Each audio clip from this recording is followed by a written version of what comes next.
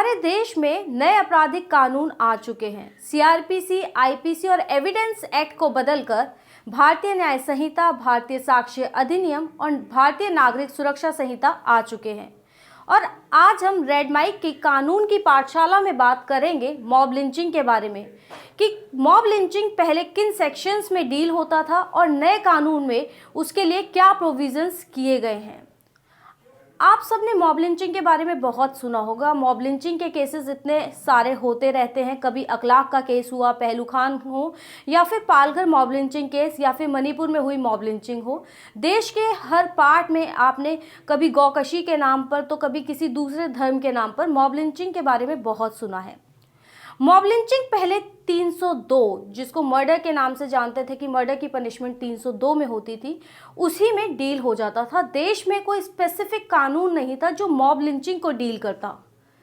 तहसीन पूनावाला का 2018 में जो सुप्रीम कोर्ट में डिसीजन आया था, उसमें सुप्रीम कोर्ट ने सभी राज्यों को कुछ डायरेक्शन दी थी कि वो मॉब लिंचिंग को कैसे रोक सकते हैं। अगर मॉब लिंचिंग हो जाती है तो उसमें क्या एक्शन लें या फिर उसमें क्या कंपनसेशन दिया जाएगा। कुछ ऐसी ही डायरेक्शन तहसीन पूनावाला के केस में 2018 में सुप्रीम कोर्ट ने दी थी।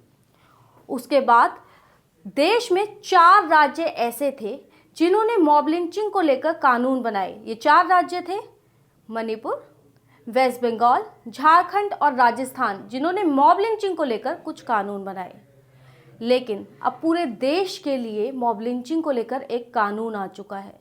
जी, कानून वही है जिसे आईपीसी को बदलकर भारतीय न्याय संहिता कर दिया गया है। और अब इसमें जैसे पहले आईपीसी में किसी भी अपराध के लिए सजा दी जाती थी, अब भारतीय न्याय संहिता में किसी भी अपराध के लिए सजा दी जाएगी और उसी में मॉब लिंचिंग को लेकर भी प्रावधान किए गए हैं।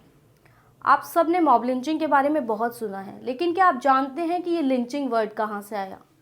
अमेरिका में एक मिलिट्री ऑफिसर थे जिनका नाम था कैप्टन विलियम लिंच, जिनकी सोच ये थी कि वो बिना किसी ट्रायल के, बिना सुने हुए, जो सेल्फ अपॉइंटेड जज थे, वो बिना किसी ट्रायल के फांसी की सज़ा सुना दिया करते थे।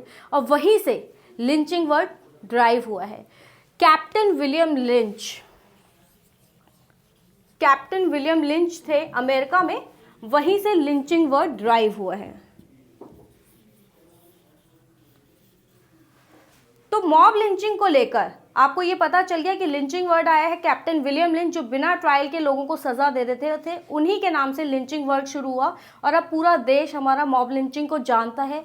गांव का वो बच्चा जिसे इंग्लिश नहीं आती, या वो बुजुर्ग इंसान जिसको नहीं पता कि इंग्लिश में किस वर्ड को क्या कहा जाता है, लेकिन वो भी जानता है कि मॉब लिंचिंग का मतलब है कि किसी भी निर्दोष व्यक्ति को, या अगर किसी ने कोई गैरकानूनी काम किया भी है तो भी बिना ट्रायल के भीड़ उनको पकड़कर मार देती है, उसे कहा जाता है मॉब लिंचिंग। तो मॉब लिंचिंग के लिए आईपीसी में कोई स्पेसिफिक सजा नहीं दी गई थी, लेकिन भारतीय न्याय संहिता में इसके लिए प्रावधान किए गए हैं। आईपीसी में क्या होता था कि अगर किसी भी व्यक्ति ने,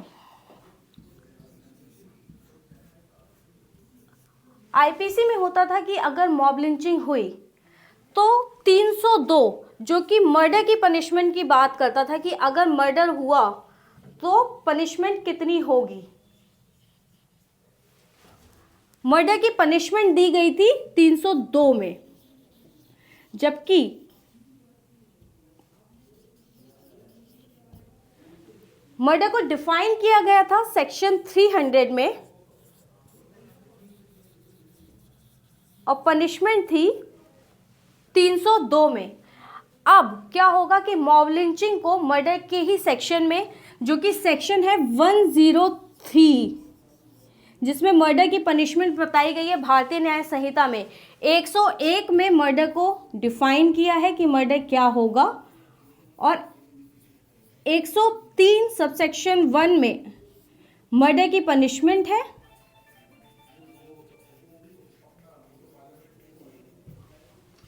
और 103 सबसेक्शन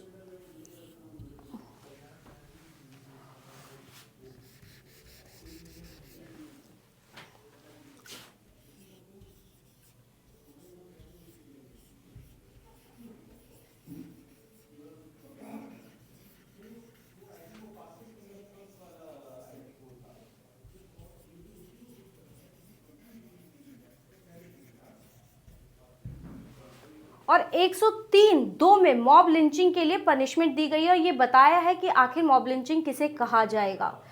पहले क्या होता था, क्योंकि आईपीसी के तहत मॉब लिंचिंग को लेकर कोई स्पेसिफिक प्रोविजंस नहीं थे, तो मॉब लिंचिंग को पनिश कर दिया जाता था 302 में अगर मर्डर हो गया, और अगर गहरी चोटें आई तो अटेम्प्ट टू मर्डर के 307 में अटेम्प्ट टू मर्डर होता था, उसकी पनिशमेंट में ही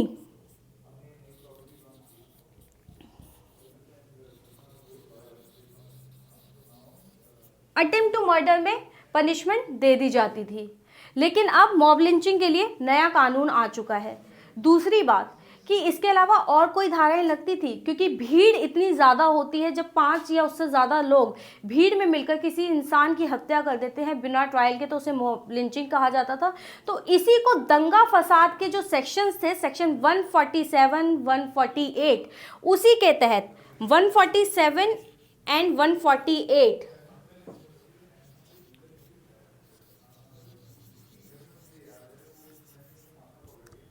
दंगा फसाद के जो सेक्शंस होते थे उनके अंदर प्लस मर्डर, अगर भीड़ ने मार डाला तो 302, और अगर बहुत गहरी चोटें आई तो अटेम्प्ट टू मर्डर 307 के तहत इसको डील कर दिया जाता था। लेकिन अब 103 आ चुका है और 147, 148 जो सेक्शंस थे दंगा फसाद के, अब ये कवर होंगे 191 ऑफ भारतीय न्याय संहिता। एक इम्पॉर्टेंट बात कि दंगा फसाद के लिए पहले कितनी सज़ा थी, 2 साल से लेकर 3 साल तक की सज़ा हो सकती थी। 147 में 2 साल की सज़ा होती थी और 148 में 3 साल तक की सज़ा थी। यानी कि अगर नॉर्मल भीड़ ने मारा तो 147, और अगर भीड़ के पास डेडली वेपन्स हैं, उनके पास कुछ हथियार हैं, तो 148 लग जाता था, जिसमें 3 साल तक की सज़ा हो जाती थी। अब ये आ गया है 191 में कवर होगा। अगर भीड़ दंगा फसाद करती है तो 147 की जगह सेक्शन 191 में सज़ा वही है 2 साल, और अगर भीड़ के पास वेपन्स भी हैं, हथियार भी हैं, तो पहले जो सज़ा 3 साल तक की होती थी अब वो बढ़ा दी गई है, और अगर कोई भीड़ दंगा फसाद करती है हथियारों के साथ तो अब उसको सज़ा 5 साल तक की हो सकती है और प्लस फाइन भी लगाया जा सकता है। तो ये था मॉब लिंचिंग का कानून कि पहले मॉब लिंचिंग के लिए कोई स्पेसिफिक कानून नहीं थे।